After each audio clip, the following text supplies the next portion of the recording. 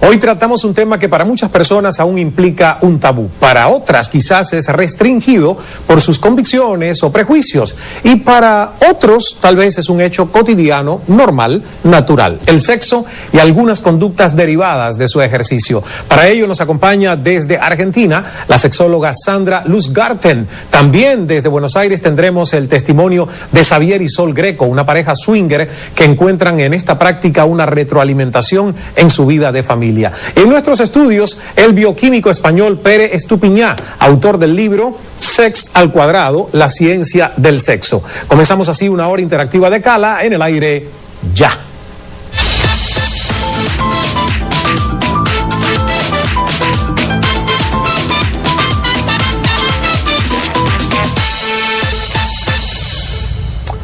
Y saludos desde Miami, soy Ismael Cala, @Cala CNN, nuestras contraseñas en Twitter, con esas claves también nos encuentras en Facebook y en Instagram, @Ismael Cala, y bueno, también en Flipboard, que tenemos nuestra aplicación para que nos pueda comunicar.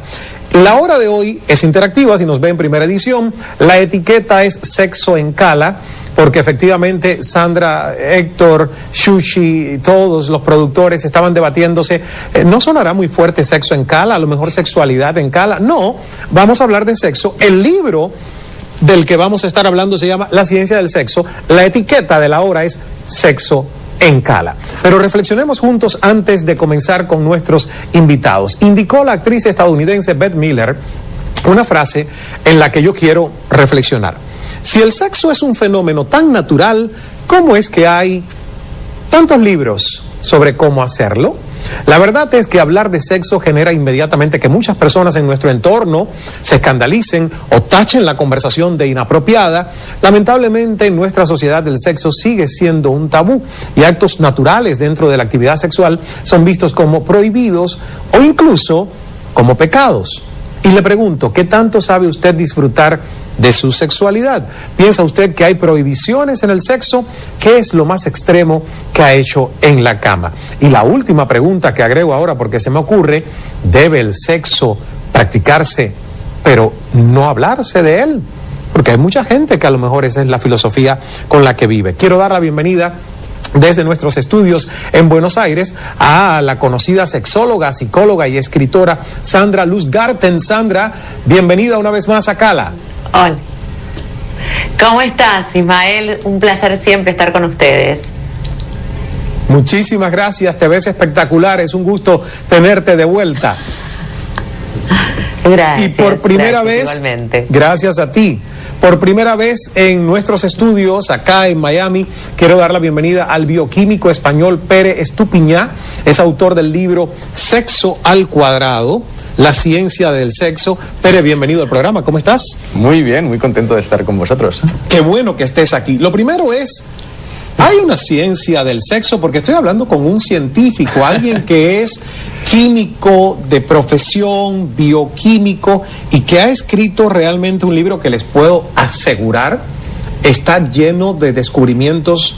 Yo me he fascinado con todo lo que tú has escrito aquí de estudios científicos alrededor de nuestra sexualidad y el sexo. Sí, pero me interesa porque varias personas me preguntan si hay una ciencia del sexo y yo siempre respondo, hay una ciencia de todo. La ciencia investiga cualquier cosa. Piensa que el sexo es una función fisiológica de nuestro organismo. Claro. Y está muy codificada por la evolución porque es imprescindible para reproducirnos. Como cualquier otra función, sea la nutrición, sea la respiración, sean los riñones, puede fallar, y por tanto debe haber una medicina sexual. Entonces, claro que hay ciencia de cualquier aspecto del comportamiento humano, por tanto también de la sexualidad, y desde una perspectiva biológica, pero también psicológica o social, ¿no? Lo que llamamos el paradigma biopsicosociológico. ¿Y qué hizo a un químico como tú, después también bioquímico, querer escribir sobre sexo? Pues la curiosidad. Como muchas personas, científicos que se han pasado a investigar el sexo, ha sido por curiosidad y por ver que nadie lo había hecho antes. Yo me acuerdo un día que estaba en un congreso de neurociencia que de repente veo una investigación, un póster científico que se titula La estimulación clitoriana de las ratas induce la actividad FOS en el cerebro. Yo, la estimulación clitoriana de las ratas, y me acerco a la persona que estaba en ese póster y le pregunto, oye, ¿tú estimulas el clítoris de las ratas? Y me dice, sí. Interesante. Sí. Dice, claro. ¿Y cómo lo haces? Dice, con un pincel.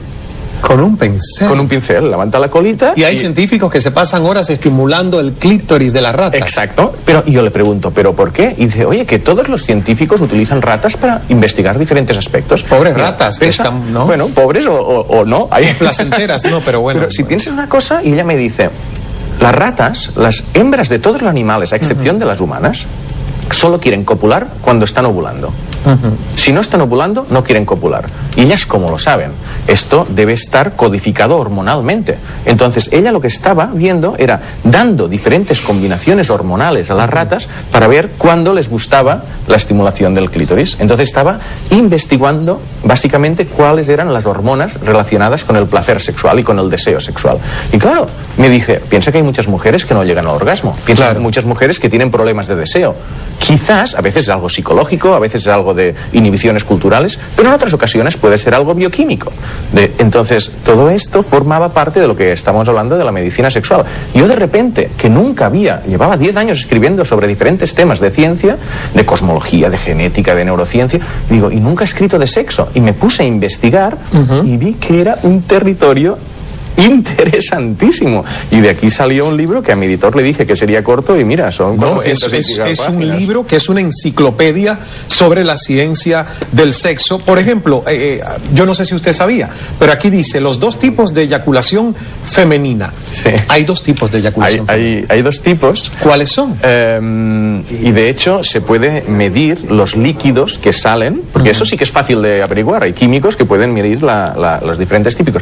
Primero, la mayoría de mujeres eyaculan un poquito cuando tienen un orgasmo. Lo que pasa es que este líquido generalmente se queda dentro o se confunde con el flujo vaginal y es un líquido que tiene antígeno prostático, que es más parecido al semen sin espermatozoides, pero luego hay otro tipo de eyaculación que es la que se ve en las películas pornográficas, donde salen esos chorros muy extensos, que cuando lo analizas tiene urea y no tiene antígeno prostático, entonces sale de la vejiga, es como pis diluido, ¿vale? Lo que ven en las películas pornográficas, esa eyaculación, y a veces ellas mismas, yo he hablado para escribir el libro con directoras de cine erótico y dicen, sí, a veces eso se fuerza, ¿no? Wow. Entonces hay estos dos tipos, la eyaculación más convencional, que no tiene nada que ver con el pis, aunque sea a veces bastante cuantiosa, y el squirting, que sí que se ve en algunas películas eróticas. Fascinante sí, todo lo que tú has investigado. ¿Qué tiempo te tomó escribir este libro? 2 años. 2 años de investigación. Sí. Ahora, hay algo aquí que es una anécdota